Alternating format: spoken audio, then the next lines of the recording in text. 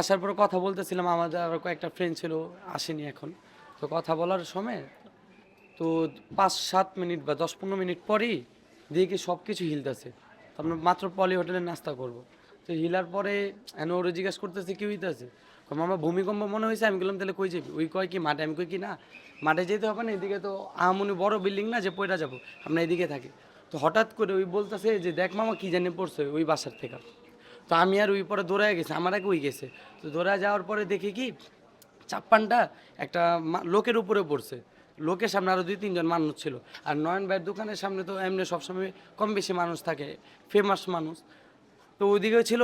এখন ক্ষতি হইতো আরও, পরে স্পট ডেট না আমরা নিহত হয়েছে। দেখছি আহত, মানে আহত অবস্থায় আছে, এখন ভ্যানে নিয়ে চলে যাইতেছে আর কি। 3টা লোক ছিল আর এখন একটা মিটফোর্টে নিয়ে গেছে, এখন আমরা বলতে পারি না আহত নাকি নিহত, এটা আমরা সঠিক বলতে পারি না। ওইটা এখনো এই ঘোষণা আসেনি, এখন এটার জন্য আমরা বাড়তি কিছু বলতেছি না। তো একটা বুড়া লোকের ছিল, ওর উপরে পড়ছে।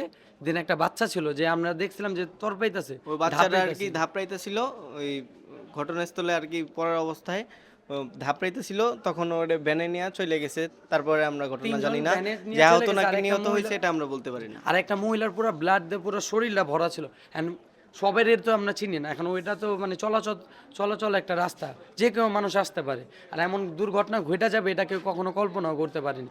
আর দ্বিতীয়ত যদি ব্যানারটা নয়ন ব্যান না থাকতো, এই তেলপাটটা, তাহলে আরও মানুষের ক্ষতি হতো। কেন এই তেলপাড়ের জন্য কিছুটা সেভ হয়ে গেছে। কেন একটা যদি 10 তলা থেকে কিছু পড়ে, কিছুর উপরে পড়লে কিন্তু এটা এটা ওয়েট বা এটা ভার অটোই কমে আসে। তো এই পর্যন্তই দেখা হয়েছিল, পরে তো সবাই মিটফোট নিয়ে গেছিলেছি। যে আরেকটা 68-তে ঘটনা ঘটছে, তো ওই যে বিল্ডিং পুরো যে 2 ভাগ হয়ে গেছে মাঝখান থেকে। এটা 68 জুমন কমিউনিটি সেন্টার সেন্টারের অপোজিট পাশে। পুরান ঢাকার কালচারটা হয়ে গেছিল কি, যে কেউ যদি একটা বিল্ডিং টিল্ডিং উঠায় তো ওই 2-3 ফুট বাড়ায় নেয়, রাস্তা ছোট হয়ে যায়, এমনই। এই কালচার তো এখন আমরা তো এই কালচারের থেকে হয়ে আসলাম। আর আমরা তো আর নিজে বিল্ডিং উঠাইনি, আমার বাবারা ছিল, আমার দাদারা ছিল, ওই দিক থেকে আর কি।